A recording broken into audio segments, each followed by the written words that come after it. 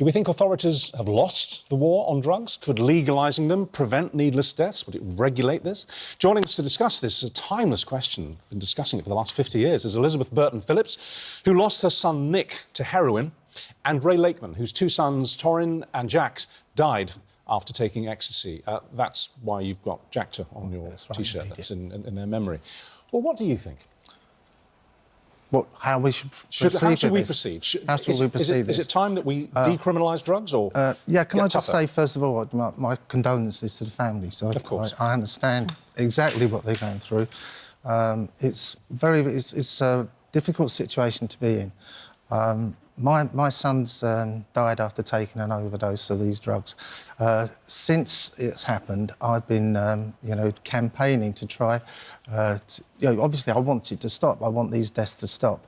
But just saying no, just saying you've got to stop taking them. They're dangerous, hasn't worked. No. My boys died in Manchester. Can I ask, was it an accidental overdose? Yes, yeah. They didn't know they were taking more than... The quantity they actually had in their systems was found to be very high at the inquest. They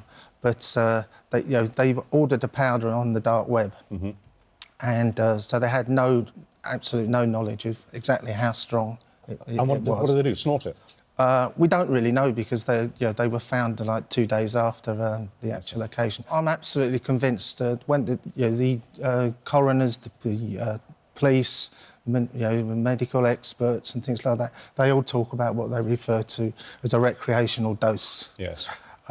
If this drug was regulated and you had a recreational dose, you know exactly what they're taking. Whether you like it or not, it would be safer. I've got no doubt my boys will be here, and I strongly suspect that these young people who died at the weekend would be here as well. We don't have to like it just to see that it would have prevented these deaths. Elizabeth, what do you make of that? Because, sadly, you lost your son as well, and you're wary of all forms of addiction, aren't you, as a consequence? Yes, absolutely. I mean, I've taken a different route. I come from a teaching background, so I'm very much pro-education, and I believe that you've got to look at a point where you educate young people from year 6 in primary school about actions and consequences and the choices that they can make, and they can play Russian roulette with their lives, and how taking a substance, possibly at 13, can ultimately lead to an addiction. That's really the stance that our charity takes in memory of my son, that we now support the families whose lives are impacted. So these families who are bereaved at the weekend, we would embrace them to support them. We would embrace families whose lives are impacted by active addiction, and we use education as a tool. But education and awareness isn't working, is it? I mean, you look at his sons, and one of them nearly died, and that was witnessed by his brother. But they carried on doing drugs. They carried on doing illegal drugs. So they couldn't have had a sharper lesson than a practical one like that, and yet they carried on, and so many kids do.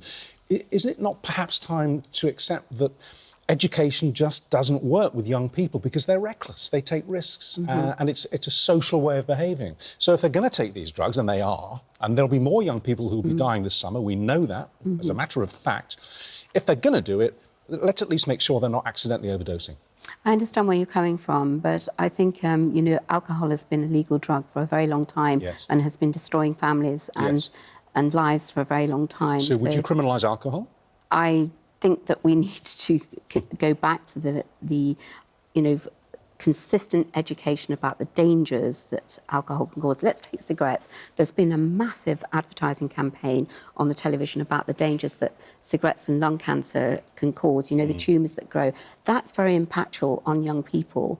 And I think if the television is used as a media to show that, what can happen through really good, powerful education through the media about drug taking and alcohol, to what it can do to the system, what it can do to the brain. It's very, very important. Just to legalise something is not an answer to it. One thing I would say is, in what we hear day after day, because we're a charity that's open 7 days a week, is prescription drugs, the massive amount of addiction that goes on around prescription drugs that you can just buy in the chemist, in the supermarket. But you can't take an accidental overdose with a prescription drug. You can take a deliberate overdose, but, for example, if I take a vegenin that I can buy over the counter, which has codeine in, if I were to buy it if that was illegal and I had to get it from a dealer, I might find myself taking 100 times the amount of codeine that I should be taking. I wouldn't know. You know?